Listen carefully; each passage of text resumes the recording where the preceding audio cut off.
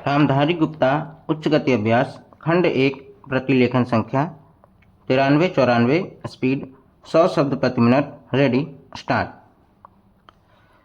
महोदय, पिछले 50-55 वर्षों से हम खादी संबंधी कार्यक्रम कार्यान्वित करते आ रहे हैं। इस कार्य की ओर हमने पर्याप्त ध्यान दिया और हम में से कुछ ने तो पर्याप्त समय भी दिया है। सबसे बड़ी कठिनाई मिल के बने कपड़े से प्रतियोगिता की है। एक और कठिनाई यह भी है कि सदा इतनी खादी उपलब्ध नहीं होती जितनी कि उसकी मांग रहती है। खादी का आर्थिक आधार भारतीय जीवन संबंधी कुछ मौलिक तथ्य हैं। हमारा देश कृषि प्रधान देश है, जहां अधिकांश लोग किसी न किसी रूप में खेती बाड़ी से अपना निर्वाह करते हैं। यदि आप एक किसान के जीवन पर दृष्टि डालें तो आप यह देखिएगा कि उसका खेत बड़ा हो या छोटा, वह और उसका परिवार वर्ष भर बराबर खेती के काम में ही व्यस्त नहीं रह सकता। उसे काफ़ी समय बेकार रहना होता है। दूसरे रोजगार की खोज में वह अपना घर छोड़कर नहीं जा सकता, क्योंकि खेती के काम में कभी कभी निरीक्षण की आवश्यकता होती है।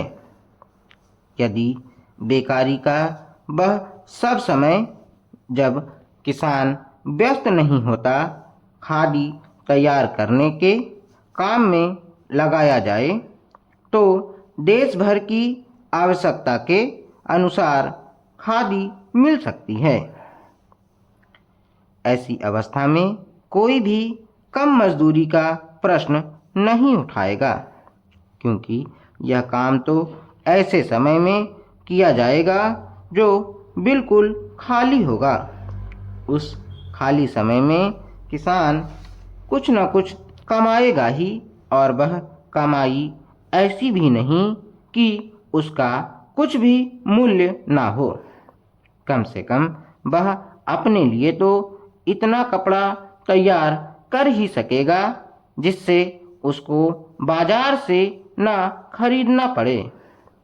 मैं आपको अपने निजी अनुभव से बता सकता हूँ कि 1 घंटा प्रतिदिन काटने से हमें इतना कपड़ा मिल सकता है जितना कि एक औसत हिंदुस्तानी के लिए आवश्यक है, अर्थात 15 से 20 गज कपड़ा प्रति व्यक्ति। इस दृष्टिकोण से देखा जाए तो सस्ते महंगे कपड़े का प्रश्न ही नहीं उठता, क्योंकि खादी खाली समय में किए परिश्रम से प्राप्त हो जाएगी। खादी के संबंध में एक आधारभूत तथ्य है। हम जानते हैं कि आदमी सदा काम नहीं करना चाहता। कभी कभी उसे खाली बैठे रहना ही अच्छा लगता है, परंतु इन सब कठिनाइयों के अतिरिक्त मैं सोचता हूँ कि खादी का प्रचार और विस्तार असंभव नहीं है। अतीत में गांधी जी ने खादी आंदोलन आरंभ किया। महोदय, उस समय हमारे देश के प्रशासन से कोई संबंध नहीं था। तब अंग्रेजी राज्य था। आज मैं इस शुभ काम में सम्मिलित हो सका, इसको मैं अपने लिए सौभाग्य मानता हूँ। जैसा अभी कहा गया, आप जिन आयुर्विज्ञान कॉलेज और कैंसर संस्थान की स्थापना करने जा रहे हैं, ये दोनों संस्थाएं अपने ढंग की बहुत बड़ी और ऊंचे दर्जे की संस्थाएं होने वाली हैं। मैंने सुना है कि उनमें विभिन्न विभाग होंगे जिनमें विद्यार्थियों को ऊंचे प्रकार की शिक्षा मिलेगी और जहां अच्छे से अच्छे चिकित्सक रखे जाएंगे, जो शिक्षा देने के साथ साथ गरीब से गरीब का और बुरे से बुरे रोग की चिकित्सा भी किया करेंगे। सभी आयुर्विज्ञान कॉलेजों में यही स्थिति होती है कि जो वहाँ पढ़ाते हैं वे रोगियों को भी देखते हैं और वहाँ के विद्यार्थी भी पढ़ने के साथ साथ रोगियों को देखते हैं। इस प्रकार उनको साथ ही साथ व्यावहारिक ज्ञान भी मिलता जाता है। जिस संस्था में जितने अच्छे शिक्षक होंगे, उस संस्था से विद्यार्थी भी उतने ही अच्छे निकल सकते हैं। जहाँ जितनी अधिक सुविधा होगी, उन संस्थाओं से लोग अधिक लाभ भी उठा सकते हैं।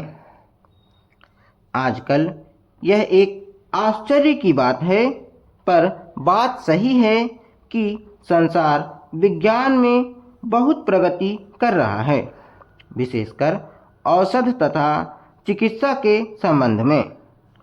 पिछले जो 2 युद्ध हुए, उनमें जहां एक ओर अधिक से अधिक घातक यंत्र तैयार हुए, वहां दूसरी ओर औषधियों के निर्माण में इतनी उन्नति हुई कि जो बहुत से रोग पहले असाध्य समझे जाते थे, वे अब नियंत्रण में आ गए हैं। इससे फल यह निकलता है कि विज्ञान की प्रगति में कोई दोष नहीं। इस प्रगति से जो जैसा लाभ उठाना चाहते हैं, उठा सकते हैं। यह मनुष्य पर निर्भर है कि वह उस विद्या से लाभ उठाए या उसे हानिकारक बनाए। यह आश्चर्य और दुख की बात है कि जहाँ एक ओर इस विज्ञान द्वारा आज इतने लोगों को भयंकर से भयंकर रोगों से मुक्ति मिल रही है, वहाँ उसी विज्ञान द्वारा लोगों का जीवन संकटमय हो गया है। हम चाहते हैं कि हमारे देश के वैज्ञानिक, चाहे वे विज्ञान के किसी भी क्षेत्र में काम करते हों, इस बात को सदा अपने ध्यान में रखें कि यदि विज्ञान का कुछ अर्थ हो सकता है तो वह सेवा होना चाहिए, ना कि विनाश। तभी भावी प्रगति होगी।